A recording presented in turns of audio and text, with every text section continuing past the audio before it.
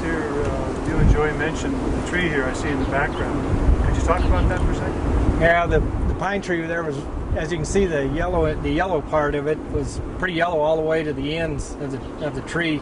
Been looking pretty ragged the last couple of years, and so we applied a bunch of the fertilizer to the tree and soaked it down in, and as you can see, the ends are pretty well greened up and got some good growing tip on them now as compared to the lower part of the tree where it's yellowed out, it's greened up. So even on essentially a tree that size, you're seeing a response that's pretty significant, pretty obvious. Yes, it's stuck out pretty good, as you can see the ends of it. So these plants here, when we first got them in, were pretty puny. They were sad. They weren't very good cuttings, but they have, in the last, we planted these on about the 22nd of June, and they've started to grow out real nice. Got good growth on them, a lot more bud on it, plus the root system on them is excellent. Oh, yes. To have that good of a root development with as sorry as the cuttings were when they came in, they're doing quite well for as small as they were. A lot of these just didn't have 2 or 3 leaves on them at all, and whatnot. So looks like the color is nice and dark, and they seem pretty stable. Yeah, color's good. Like I say, bud counts higher than usually for this size of a plant. Okay. You don't usually get that kind of a branching's really good. We are using this, though. One of the things we're doing is using this fertilizer in combination with a Florel spray on top of the plants to help tone them and whatnot, make them do a little better branching and whatnot at the same time. So, but everything in this house is on the fertilizer right now since we started, since they were planted. So, and they're all looking real nice.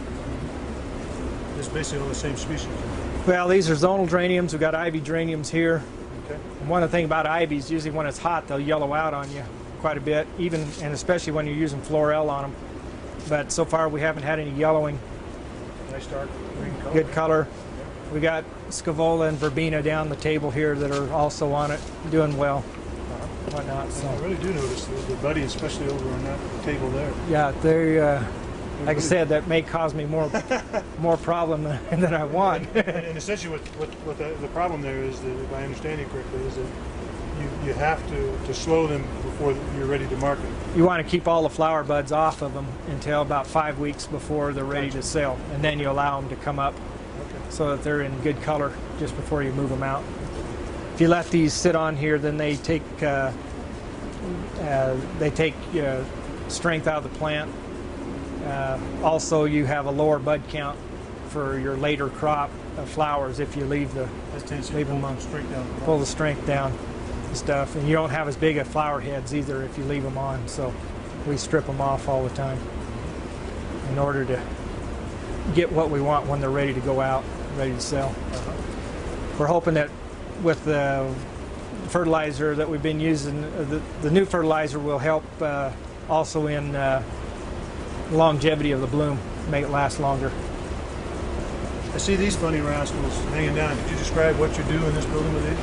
All of the houses are set up for a drip system on all of our baskets.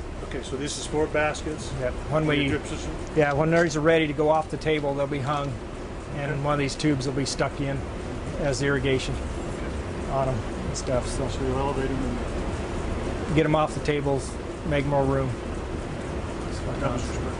Yeah, free space. Oh yeah, that's what it is. It's now you're supporting weight there too.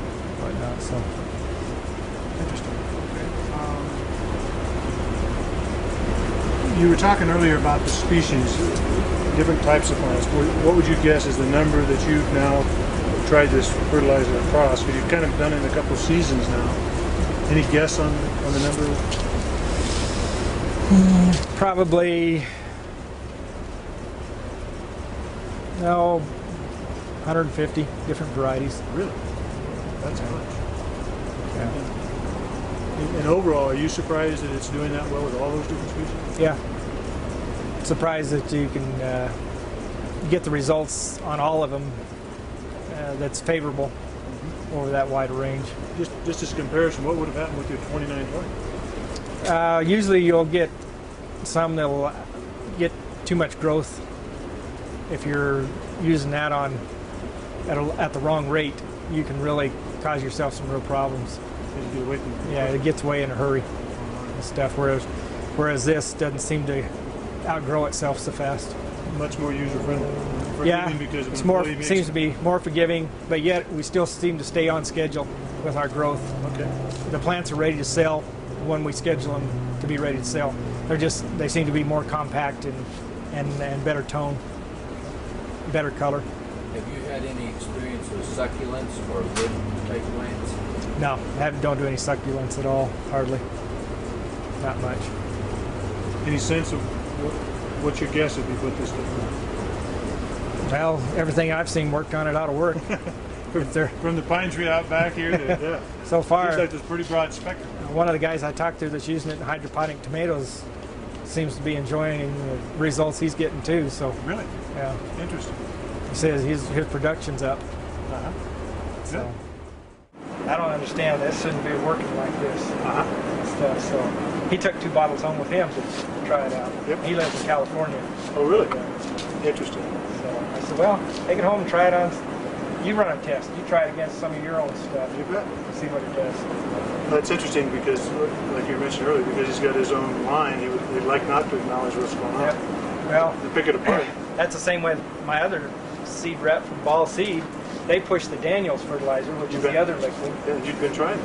And I've been trying it and whatnot, and then he has a hard time accepting the fact that I'm getting the same results or even better results on the rooting Yep. part of it. Okay. And the color is more vivid in the flowers, and so he's having a hard time accepting that too, because I'm not going to be buying his fertilizer either if this turns out Okay. all right. Uh-huh. So I says, well, I'll start selling it to you. Yeah. So if we can ever get a lab to tell us what we've actually got, because if you're going to go to a grower with fertilizer, you better know. Yep. You better have. He needs to have a benchmark. He needs to know what he's working with.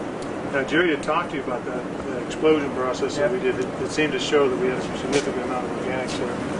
Yeah, and when I mentioned that, he didn't understand that type of test either. I said, I don't know what it is either. I don't know how it works. It wasn't cheap. I know that. And whatnot. But the other thing that we do know is that when we did take this material to the genetics lab at the University of Washington, they predicted, and they're very knowledgeable with this kind of material because they have their own species of microbe that does the same kind of oil breakdown, but it doesn't come up with these aminos and protein. And he said, well, you're only going to get 4 proteins. I know this thing, and this is kind of going to be a waste of your money and my time. And we said, well, why? Next time we checked in, he said, hey, come back here. I need to talk to you. And we said, what is it? And he said, well, there's 16. I have no understanding as to how you got 16 proteins to show up.